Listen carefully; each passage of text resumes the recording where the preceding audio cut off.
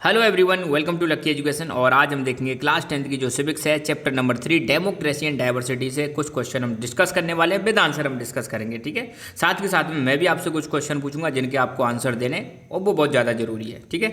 तो यहाँ पर ये पार्ट 1 है, पार्ट 2 इसका फ्यूचर में आएगा, हो सकता है पार्ट 3 भी आए, तो ठीक है। तो पहले धीरे धीरे हम प्रयास मेरा यही रहेगा कि 10-15 क्वेश्चन आपसे मैं डिस्कस करता चलूँ, ताकि आपको भी ज़्यादा लोड ना आए और मुझे भी ज़्यादा लोड ना आए, मुझे भी थोड़े प्रॉब्लम आती है बनाने में, ठीक है। तो शुरुआत करते हैं चैप्टर 3 डेमोक्रेसी एंड डाइवर्सिटी, ठीक है। पहला क्वेश्चन मैं आपके लिए ये देता हूँ कि व्हाट इज डेमोक्रेसी। सिंपल सी भाषा, आपको डेमोक्रेसी सिंपल सी जो डेफिनेशन है वो आपको कमेंट करके बतानी है, ठीक है। खैर शुरुआत करते हैं। पहला question, in which year Olympics were held in Mexico city. Mexico city में ओलंपिक्स कब हुए थे? तो ये हुए थे 1968 में। ध्यान रखना, मैक्सिको सिटी आपको पता है एक देश है मैक्सिको, जो यूएसए के नीचे है। यहाँ पे यूएसए के नीचे पड़ता है मैक्सिको, वहीं पर उनकी जगह है एक मैक्सिको सिटी। यहाँ पर ओलंपिक हुए थे, 200 मीटर की एक रेस हुई थी। तो वहाँ पर आपको पता है 3 एथलीट्स के बारे में इस चैप्टर में डिस्कस किया गया है। तो वो ओलंपिक्स कब हुए थे? 1968 में हुए थे। Who led the civil rights movement in US में सिविल राइट मूवमेंट को किसने लीड किया था? कौन उसको लीड कर रहे थे? तो इसको लीड कर रहे थे मार्टिन लूथर किंग जूनियर। पूरा नाम क्या है? मार्टिन लूथर किंग जूनियर, ठीक है।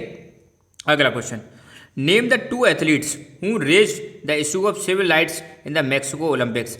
ऐसे 2 एथलीट के नाम बताने जिन्होंने जो सिविल राइट का जो इशू था यूएसए में उसको रेज किया था मैक्सिको ओलंपिक्स में। तो आपने वो पिक्चर देखी होगी बुक में, है ना। तो 2 एथलीट हाथ ऊपर करके खड़े हुए हैं, मुट्ठी बंद करके। एक एथलीट जो गोरा है, वाइट है, वो नीचे मुँह करके खड़ा हुआ है, ठीक है। तो वो वाला सीन आपने देखा होगा। तो 2 एथलीट जो हाथ ऊपर करके खड़े हुए थे, जो कि अफ्रीकन अमेरिकन थे, तो उन दोनों का नाम है Tommy Smith and John Carlos. Hoover African American कौन है? देखो, अफ्रीका एक कॉन्टिनेंट है, आप सबको पता है, ठीक है। और एक अमेरिका भी एक क्या है? कॉन्टिनेंट है। अमेरिका 2 कॉन्टिनेंट है, एक तो नॉर्थ अमेरिका और एक है साउथ अमेरिका।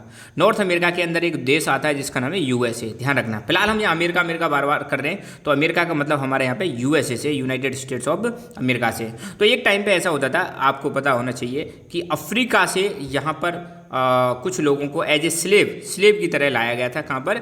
यूएसए में लाया गया था। अब यहाँ पर जब ये लोग आते हैं तो इनके बाद इनके फिर बच्चे होते हैं, बच्चे यहीं रहने लग जाते हैं, बच्चों के बच्चे होने लगते हैं। तो ये जो लोग हैं, इनके जो बच्चे पैदा हो रहे हैं, जिनके पहले पूर्वज कहाँ से आए थे? अफ्रीका से आए थे।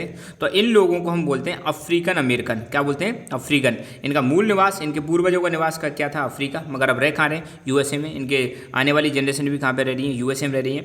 और स्किन कलर इनका ब्लैक है। तो इन ब्लैक लोगों को यूएसए में बोला जाता है अफ्रीकन अमेरिकन या ब्लैक्स बोला जाता है, ठीक है। तो the African American is a term use to refer mainly to the descendant of the Africans who were brought into America as a slave between 17th century and 19th century. तो African American एक ऐसा शब्द है जिसको इस्तेमाल किया जाता है यूएसए में। किसके लिए इस्तेमाल किया जाता है? डेसेंडेंट ऑफ अफ्रीकन। डेसेंडेंट का मतलब होता है वंशज। तो अफ्रीका के जो लोग यहाँ पे अमेरिका में लाए गए थे, एज ए स्लेव की तरह लाए गए थे, तो उनके जो वंशज हैं उन्हीं को हम क्या बोलते हैं? अफ्रीकन अमेरिकन बोलते हैं। कब लाए गए थे? 17th सेंचुरी में और अर्ली 19th सेंचुरी में लाए गए थे। What are the 2 social divisions of US society. US society में 2 सोशल डिवीजन कौन कौन से देखने को मिलते हैं? तो एक है ब्लैक सोसाइटी और दूसरी है white society. What led the civil rights movement in USA. USA में सिविल राइट्स मूवमेंट क्यों हुए थे? ऐसा क्या रीजन था जो सिविल राइट्स मूवमेंट की शुरुआत होती है यूएसए में? तो यहाँ पर दिक्कत ये थी, रेशियल डिस्क्रिमिनेटरी लॉ बनाए गए थे। रेशियली डिस्क्रिमिनेटरी लॉ बनाए गए थे और कुछ ऐसी प्रैक्टिसेस थी जहाँ पर बहुत ज़्यादा भेदभाव होता था। किसके साथ? ब्लैक्स के साथ बहुत ज़्यादा भेदभाव होता था। तो उन भेदभावों का या ऐसे लॉस जो रेशियली डिस्क्रिमिनेशन करते हैं, वाइट और ब्लैक्स में डिस्क्रिमिनेशन होता है, तो स्पेशली यहाँ डिस्क्रिमिनेशन तो ब्लैक्स के साथ होता था। तो इसी डिस्क्रिमिनेशन का विरोध करने के लिए यूएसए में आंदोलन चला था जिसका नाम है civil rights movement. Give one feature of civil right movement. Civil right movement का एक फीचर बताना है। तो सिविल राइट मूवमेंट का पहला फीचर यही है कि इस मूवमेंट का उद्देश्य यह था कि जो रेशियल डिस्क्रिमिनेशन हो रहा है यूएसए में, इसको अबॉलिश करवाना। किसके खिलाफ? अफ्रीकन अमेरिकन के खिलाफ। What do you understand by black power. Black power से आप क्या समझते हो? ब्लैक पावर आप समझ ही होंगे, ये जो यूएसए में जो मतलब ब्लैक लोग थे और ये जो क्या कर रहे थे? आंदोलन कर रहे थे। किस लिए कर रहे थे आंदोलन? ताकि इनको क्या मिल सके? इक्वल राइट्स मिल सके और इनके साथ जो डिस्क्रिमिनेशन हो रहा है वो खत्म कर सकें। इसके लिए ब्लैक्स क्या कर रहे थे? आंदोलन कर रहे थे, ठीक है। खैर, ब्लैक पावर का मतलब क्या है? It was a movement that emerge in 1966 and lasted till 1975। तो ब्लैक पावर एक प्रकार से आप जो समझ लो मूवमेंट है जो 1966 में स्टार्ट हुआ था और 1975 में खत्म होता है। which was most militant and anti-racist movement advocating even violence if necessary to end the racism in the US। ये एक ऐसा आंदोलन था, ब्लैक पावर वाला आंदोलन, ऐसा आंदोलन था जहाँ पर बात की जा रही है, पहली बात तो एंटी रेसिस्ट मूवमेंट है, ये जो रेसिज्म के खिलाफ है, मिलिटेंट है, मिलिटेंट मतलब बिल्कुल हथियार उठा के मतलब यहाँ पर आंदोलन किया गया था, और ये कह रहे थे कि अगर वायलेंस की ज़रूरत पड़ती है, हिंसा की ज़रूरत पड़ती है रेसिज्म को ख़त्म करने के लिए यूएस में, तो हिंसा भी करो। यहाँ पर हिंसा की भी बात कही गई है, ये बड़ी इंपॉर्टेंट चीज़ है इस ब्लैक पावर मूवमेंट की। अगला क्वेश्चन है, what action was taken against Carlos and Smith by the International Olympic Association and why.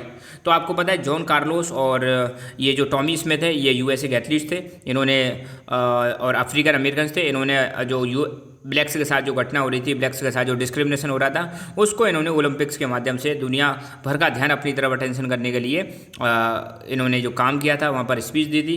तो इसीलिए इंटरनेशनल ओलंपिक एसोसिएशन जो है, उन्होंने इन पर कुछ फैसले लिए। फैसले क्या लिए?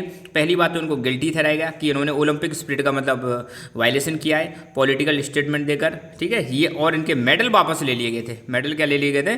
वापस ले लिए गए थे, ये भी आपको आंसर में लिखना है, ठीक है। मेडल्स वर टेकन बैक, तो यहाँ पे लिखा भी हुआ है their medals were taken back. Next question है, what is a homogeneous society. Science में आपने वर्ड पढ़ा होगा होमो। होमो का मतलब होता है इवन, इवन मतलब समान। एक होता है हेट्रो, और हेट्रो का मतलब होता है अनइवन, अनइवन का मतलब होता है असमान। तो होमोजीनियस सोसाइटी की बात की जा रही है। तो होमोजीनियस सोसाइटी एक ऐसी सोसाइटी होती है जहाँ पे लगभग एक ही प्रकार के लोग रहते हैं और उनमें कुछ ज़्यादा डिफरेंस नहीं पाया जाता, उसको हम बोलते हैं होमोजीनियस सोसाइटी। माइग्रेंट कौन होते हैं? सिंपल सी बात है यार, ऐसे लोग जो एक जगह छोड़कर दूसरी जगह पर चले जाते हैं, किसी कारणवश चले जाते हैं, तो उन लोगों को हम क्या बोलते हैं? माइग्रेंट बोलते हैं, ठीक है। तो anybody who shift from one region or country to another region within a country or another country usually for the work or other economic opportunities, उनको हम क्या बोलते हैं? माइग्रेंट बोलते हैं। कोई भी व्यक्ति एक जगह से दूसरी जगह जा रहा है और किसी भी कारणवश जाता है। ज़्यादातर लोग किस लिए जाते हैं? जॉब्स के लिए जाते हैं, इकोनॉमिक अपॉर्चुनिटी के लिए जाते हैं।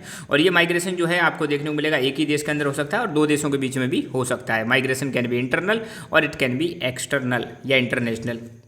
नॉर्दर्न आइलैंड का एथनिक कंपोजिशन बताना है। तो देखो नॉर्थर्न आइलैंड में ज़्यादातर आपको देखने को मिलेगा क्रिश्चियन रिलीजन के लोग थे, और ये भी दो भागों में बटे हुए थे, एक तरफ थे प्रोटेस्टेंट और दूसरी तरफ थे रोमन कैथोलिक्स। प्रोटेस्टेंट की संख्या देखें 53% और रोमन कैथोलिक्स थे यहाँ पे 44%।